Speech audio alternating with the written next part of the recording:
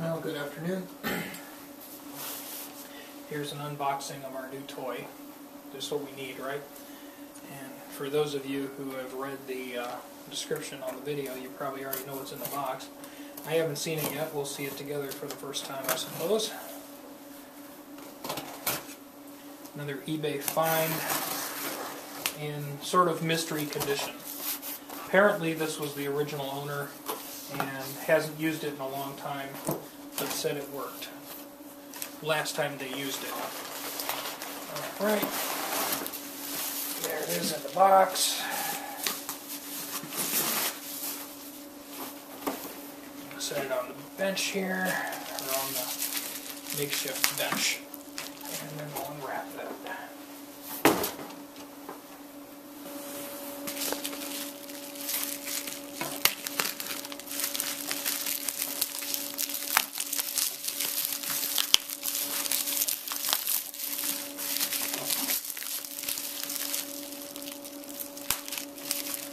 Rumor has it this is an older one. This is a Model 2. The Model 2 would, or not a Model 2, excuse me, this would be a Model 4. The Model 4 would probably be an earlier 60s. The earliest ones, the Model 1 and 2, are probably 50s. So this would be an early 60s. And these are produced right up until the early 70s, which would be the last model with tubes in it would be a Model 8. This is supposed to be a Model 4. Well, okay. So, let's see if it really is a Model 4. The paint job looks pretty good. This does look like a one-owner device, for sure. This has not seen the road like some of the other ones I've had have seen the road. So, crap load of dust bunnies there in the back. So we'll have to dust that out. The tubes say Conn and they're painted orange. That would be, those are RCA tubes. I can tell you right out of the gate those are RCA tubes. And this one has Phillips screw heads on it. So the Model 1, or the Strobotuner no model designation, no ST whatever, that would probably be the first one that had flathead screws. Let's open the door and see if there's any magic hiding inside the door here. Open sesame. And the latch appears to be sticky. There we go. Okay. Alright, check that out. We got an owner's manual, an original owner's manual. That's cool. And there's a name on it, which we won't discuss, but that's cool, just to have an original owner's manual. Now the owner's manual says ST-6 and the device says model ST-2. So, okay, I'm all confused. So this is an ST-2, possibly 50s?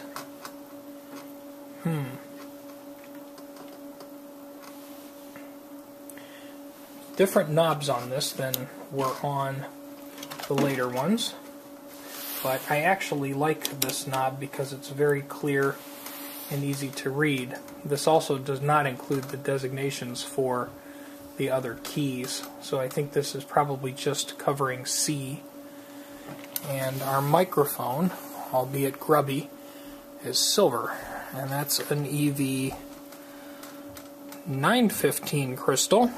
I'm used to the EV715 crystal. I really don't know what the difference is. Let's see, standard 2-prong plug. So this is an old-timer. Why do we have another one of these? Because, reasons, I don't know. Because I tend to be a magnet for these and I like them. Okay, so the cord is gross, but it's not cracked. So far that's just going to need a bath. Let's get some electricity here. Okay, the power's off. We'll put that to calibrate. I'll plug it in.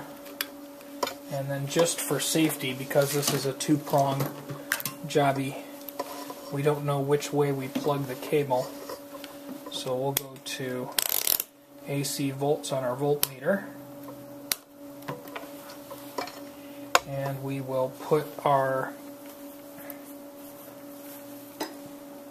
negative probe in the ground of our, or earth if you're British. Put that in the earth there, and then we'll touch signal input and see if we see any voltage here. And I don't see doodly squat for voltage to the chassis.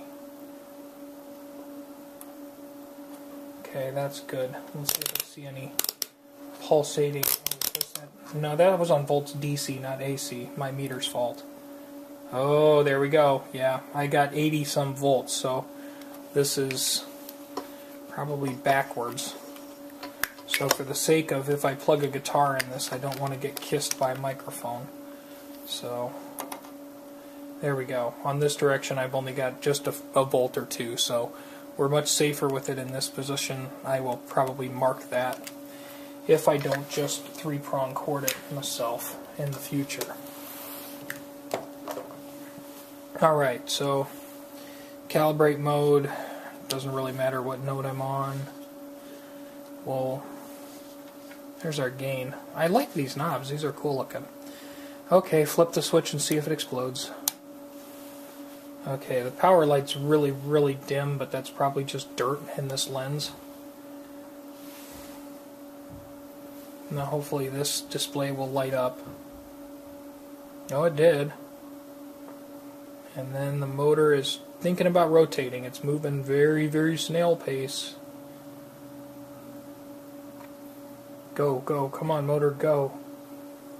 Come on, you can do it. It moved a little bit.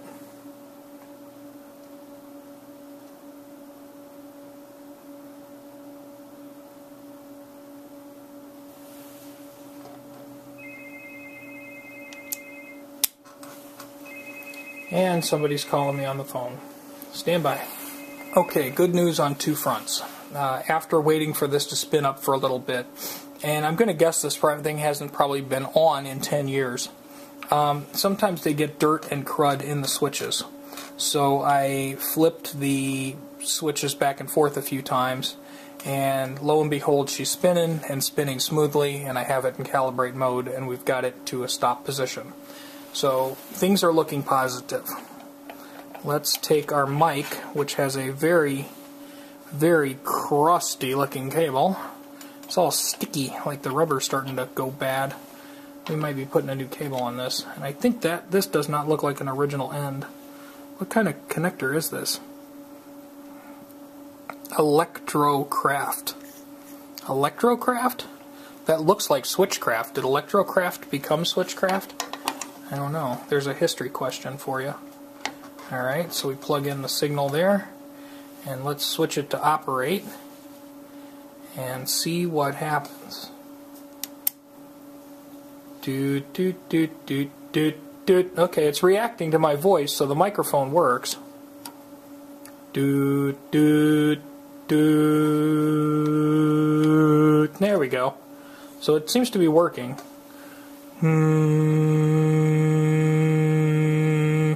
I can hum a pretty good D sharp. That looks pretty good. There you go. So yeah, it's working. The neon display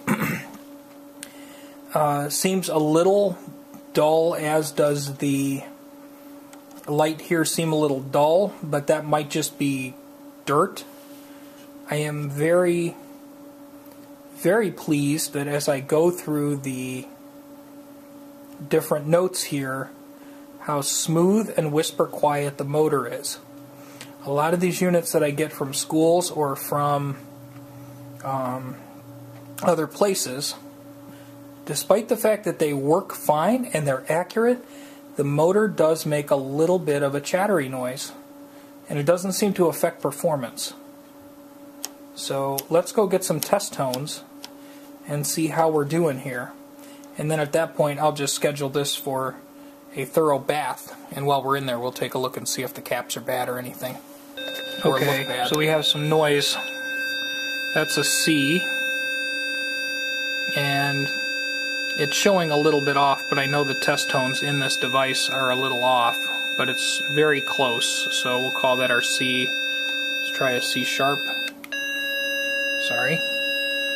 C sharp looks spot on. Should be a D. Looks okay. D sharp. E. F. G. Oh, I'm sorry, that's F sharp, excuse me. G. G sharp. A. A sharp. B. Back to C. We'll go back around the horn here. And then we go to a really low one. That's a really low A sharp. Despite the fact that the neons in this look a little dull. I don't know if it's dirt or what, but it's still legible and that looks good on the scope. This particular device puts out a lot of fizz in the cheap little speaker.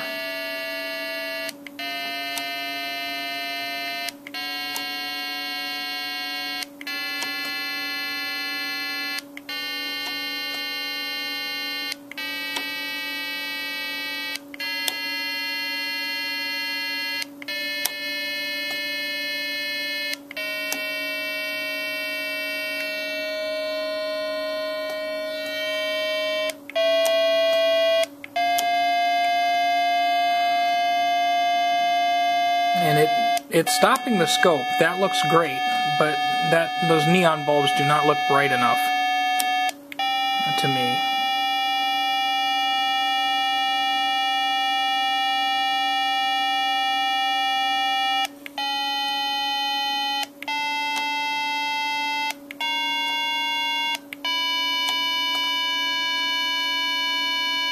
So we basically made it around the horn. So that's fine. It's working. So that's great. So at this point we're just going to want to take it apart and clean it up. Like I say, the bulbs on here look dim, but there is a lot of dirt in this, so it may be just that the bulbs in here are covered with dust rabbits. Who's to say? But as far as general functionality goes, it works. Cool. Time to take it apart. Clean it up. Okay, so we've taken the door off, and now we're going to take the chassis out of the box. The screws are not rusted in any way, so that's great. And of course the chassis drops because that's what they do. And then this should slide out of the front. We're not going to... I would pull on the knobs a little bit, but I don't want to damage any pots or anything. You know you want to come out. Come on out. There we go.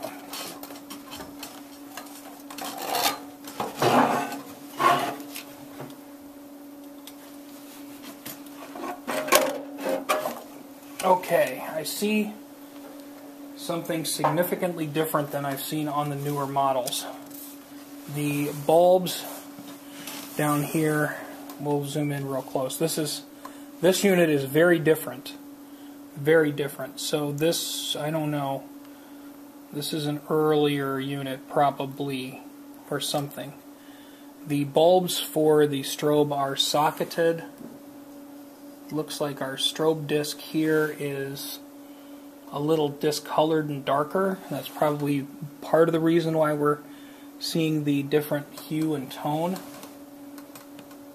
There's a little bit of rust, and this doesn't have the bottom cover down here. Okay. Oh, this is an old timer. This is an old timer.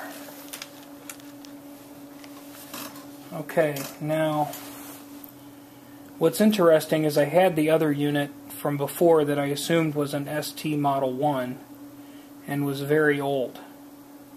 but all the capacitors in it were definitely newer than this one. This one looks to be the oldest unit I've seen yet. And because the other one, despite the fact that it just said Strobotuner and didn't have an ST-1 or an ST-2 or anything nomination on it, this one definitely looks older. Okay, let's take a quick little tour on the inside and see what we can learn. Okay, so we're up on our side. Now most of these had good all type capacitors or TRW, I think. But look at what we've got here. This is our complex fancy transformer, which is fine. And there's our output transformer. And these caps, they're blue molded things. These kind of look like Astrons, like I would see in an old Fender amp. Are they actually Astrons? I don't know. It doesn't say. Can't see if they are. But those are definitely older. There's some good alls down there. Now those good alls don't have the rounded ends on them. They have a flat end. It's different. These plastic molded caps, definitely 60s. Definitely 60s. These are what are in a lot of 60s Fender amps.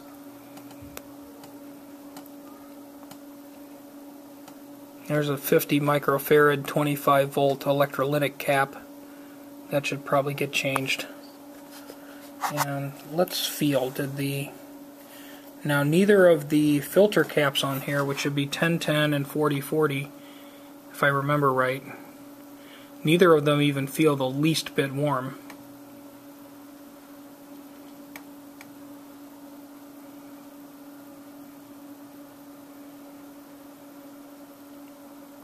What a fun point-to-point circuit to have to root around in and change caps, huh? Wow. But whoever was working in here, whoever did this one was very artistic. Look at how cool. I mean, the way they did the resistors and everything, it's just got a really nice, pretty bridge pattern. Lots of 90-degree angles, maybe a couple of 45-degree angles over here. But this was definitely not just haphazardly tossed together. But that Mallory, that is an old Mallory. And I don't recall in my ST-1 having that. I'll have to look at the video or maybe ask the guy who bought it from me, because he's a fan of these things now too. To ask him. Alright.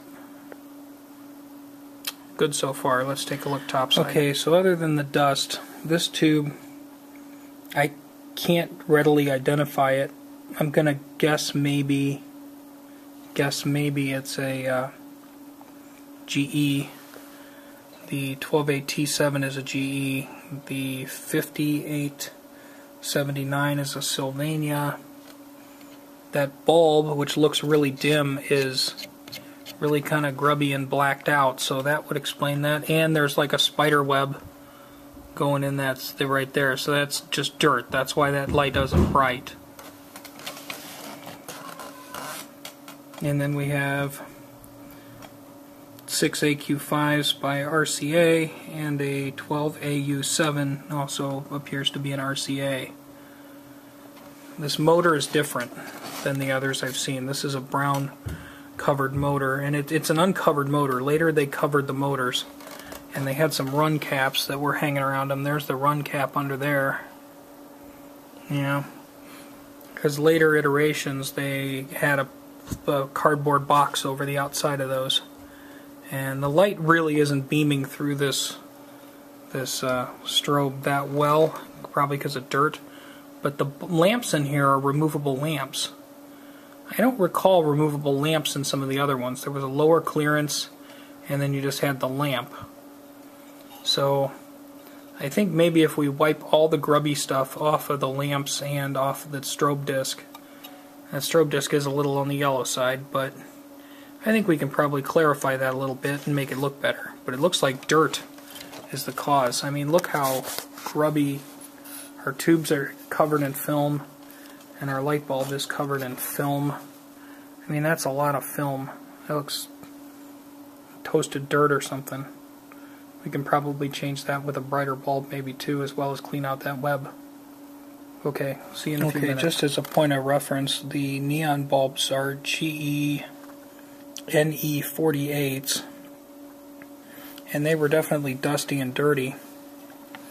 The strobe wheels become a little yellow with time, and I cleaned a bunch of crud off the front and back of it. I think that'll help the light shine a little bit brighter through it. Hopefully that'll be enough.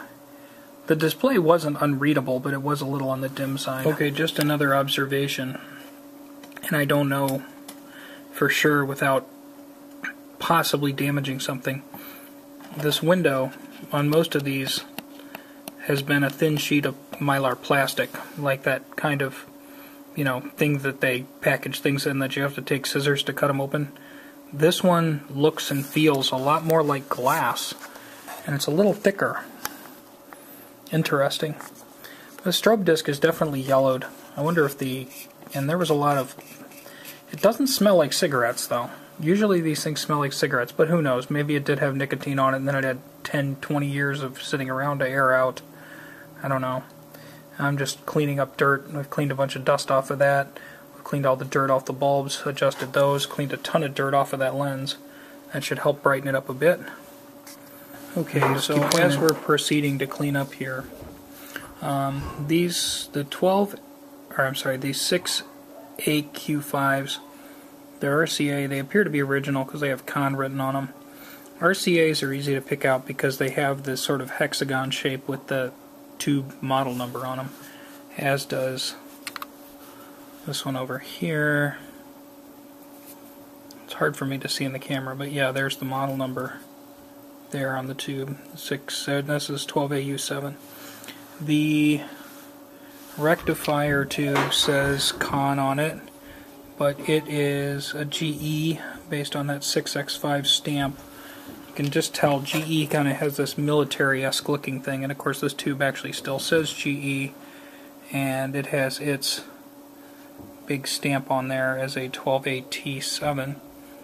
And it looks like the 12AT7 and the 7987, what the heck is this? This is an audio tube that we don't see that often. It's 7879. Not that common of a tube, but I bet this one and the 12AT7 are replacements. Yeah, but I'm just cleaning dirt off of this. I mean, this thing looks like a time capsule. It's like it's been in a closet. This has not been on the road. It hasn't been touring with a musician or anything. I mean, maybe it belonged to a piano tuner, but I've got a couple that I knew belonged to piano tuners because of paperwork I found inside of the package. And, you know, the outside of the case showed some transport wear, but this thing is like, you know, it looks like it just sat.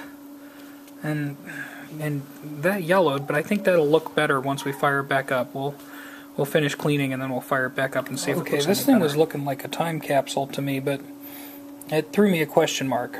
This mic is silver and it's a 915. All the others that I've come across had a 715 with it. This one's missing a screw on the back, and I was expecting, you know, that has a normal 1/4-inch phone plug. I was expecting that 90-degree phone plug. All of the other ones I've had that had the original microphone with them had that 90-degree plug, so I'm going to guesstimate that this might not be the original mic. But it's a good crystal mic and it works, so it's the right type. I mean, it's appropriate for the unit, but it might not be the original one. Okay, so I've cleaned the dirt off of it. Pilot light looks good now. I mean, it looks like an old gem, but it looks bright now. Screen definitely looks better, especially on camera. This one, with the different bulbs in it, it kind of has more of a dullish orange glow, where I'm kind of used to the more yellowy, bright glow. But seems okay. I checked it. It's working. I oiled and cleaned our switches and all that. I mean, you guys have seen me do this. I don't need to do this over again. I mean, unless you all like watching hours of me cleaning capacitors. But this unit is such a time capsule, and that motor runs so whisper quiet, I almost, you know, unless I'm intending to sell this to somebody who's going to use it as a working unit, which I have. I've sold a few of these to people who, you know, intend to use them. which is great. I'm glad to see them in service and on the bench. You know, great. But I think I'm going to put this back together and actually just leave it as a time capsule for now and see how she runs, because the only electrolytic capacitor in there, other than the filter capacitors over here, which these did not get warm at all. So other than the two electrolytics, the only one is on the input, the audio input. And the audio input seems to be fine right now, but if it starts acting stupid or I'm not getting good gain out of the first tube or the audio looks poop, you know, we'll go after that. But, you know, if these filter capacitors were crap, I would be seeing 60 hertz on my screen or 120 hertz all the time, and I don't. I mean, if I were to go to A, which is A in operate mode here, I mean, I would be seeing like 110 hertz coming across the screen at all times, and I don't. Or I'd see 120, and I don't. So, yep, I think we're fine. I'm going to just call this okay right now, and we're going to put it up on the bench. Just put it up on our rack of things. Yeah, so I'll put that on our rack of things, and we'll probably just use it around the studio and have some fun with it. And then, you know, I already have a few of these rehabilitated units that are checked and recapped and ready for service and ready to go on people's benches. And those units are, you know, good to go and everything's cool. And a few of them have been put back into service with luthiers, which is really cool. You've got somebody, you know, working on a 1960s Fender or Gibson, and they're tuning it with 1960s technology, which, quite frankly, the new Peterson stuff is still that 1938 technology. Strobe tuning is strobe tuning, and it really hasn't changed that much. But yeah, this unit's really almost a time capsule, so I'm going to take the Uncle Doug way of doing things and say if it's not broke, don't fix it.